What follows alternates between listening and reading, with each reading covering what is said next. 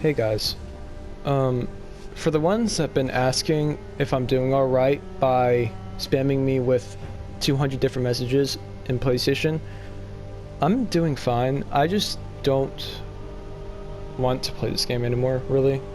I don't want to say that like I'm quitting, but I'm losing my motivation and passion for this game. I don't want to explain why because there's just so much to explain of why I don't want to play this game. So I'll just keep it simple. It's just not the game for me anymore. I just can't adapt.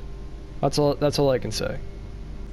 I find myself finiting myself and at a loss lately, so I choose to keep to myself for now and escape mediocrity the best I can. Because the ideologies and how I perceive people is very bad.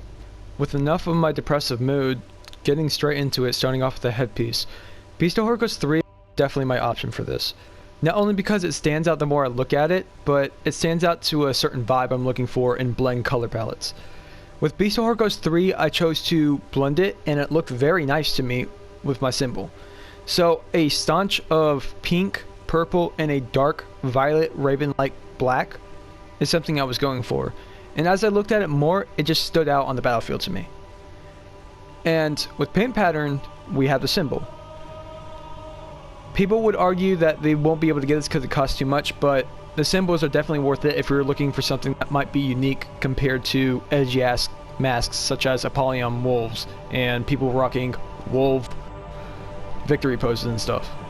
So rocking a Elegant Cygnus mask outfit for the symbols is a really good thing to go for. Elegancy. I don't want to sound cringe saying that, but it looks like it's part of the texturization of the helmet itself. So I chose to use Frosted's 1-2 over the other type of symbols that it gives. Moving on from the helmet, we have shoulder pads. The shoulder pads are easy to do because of the same variables. I chose Beast of Horcus 1 for both sides. As I told you, they're both variables of the same thing. Beast of Horcus 1, it gives a nice, again, aesthetic of staunch of purple, gray, black, and raven-like black.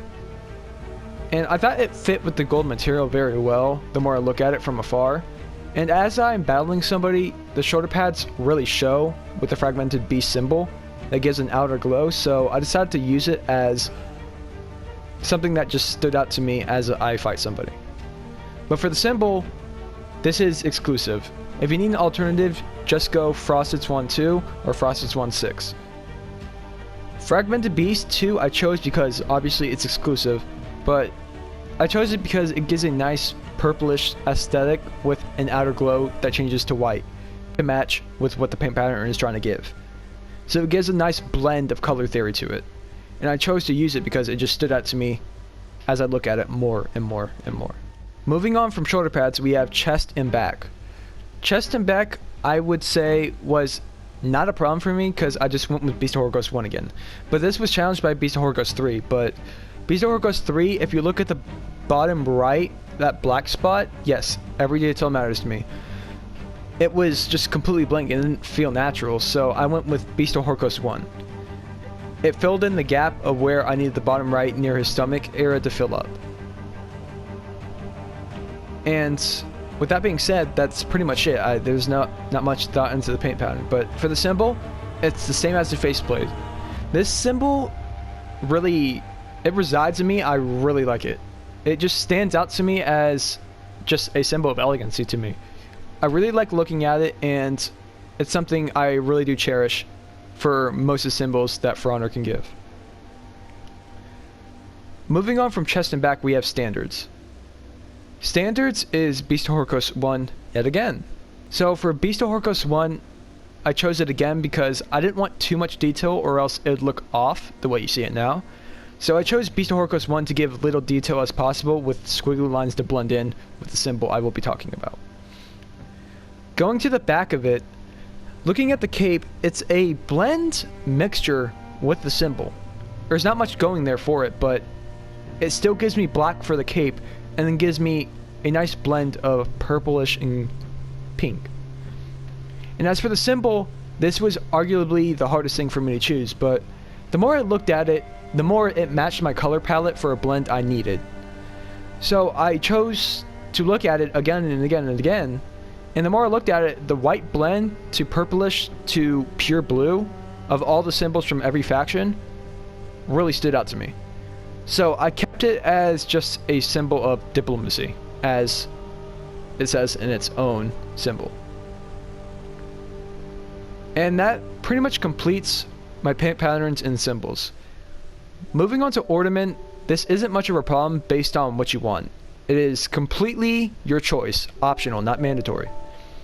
Regal Death is something I choose because I do like a Spartan helmet, so I do keep this ornament on a lot, and it's the only one I really do like because it gives a nice staunch of pink, blue, and gold material separated from each other as an outline. But if you want more gold to be a more royal look, you can always go Eagle Shield, or you can go all the way down. If you play dual tournaments, which I do not, you can go for Crimson Crest. It looks very good, and if you do have it, props to you, you earned it. You should be using this. Moving on to material, this was a back and forth 50-50 for me, but considering everyone uses black on black, literally, I chose to exclude it because not much people use gold or any type of Cinnabar, Vedgris, or Colbat, or Celesti. So I just chose gold because the things you see near the chest area give a nice gold with the glacial colors of the symbol of Swanson 2. So it gave me a nice look of a touch of gold, a touch of glacial ice Franzen Swan 2, and a nice paint pattern to go along with it to match my shoulder pads and everything else that goes on my Lawbringer. White iron would have been the case, but it doesn't match the pure white armor that I don't have on because it makes you look like a cum stain now. Moving on from material though, we do have color palettes. These, I said I'd talk about the alternative towards this. Exterminator's Beam is by far the best choice for what I gave for my Lawbringer. But if you're looking for an alternative and you don't have this, since Arcade is exclusive to Marching Fire, you had to get it, you can always go Oceanic. These are high reps, and I expect you to be high rep to what I have. So Oceanic is, it gives you obviously a different color palette, but it gives you the same exchange of what I have for Exterminator's Beam. Except it's more bright, vibrant colors, and if you're looking for that, Oceanic's the way to go. If you have rank colors, Blue Staunch Rose can do it, or Burning Forest can do it. If you're really struggling to find one, you can always go Horkos Trickster and mix up the symbols to give a better aesthetic to what you're looking for. Such as, if I go Horkos Trickster, I go to left shoulder and give Gold Liss, you can pretty much get rid of Fragmented Beast 2 or any other type of alternative of purple. And that essentially completes everything I wanted to talk about. If you guys do these type of videos, I can always do more if you guys are only interested in it. For someone with 634 reps that has now officially stopped religious practice playing this game daily, I can give some tips about fashion if you guys ever need it. That is if you're struggling and you're trying to stand out on the battlefield other than black or white. But without further ado, that's pretty much it for the video. I do love you guys. I'm doing okay, and I'll see y'all later.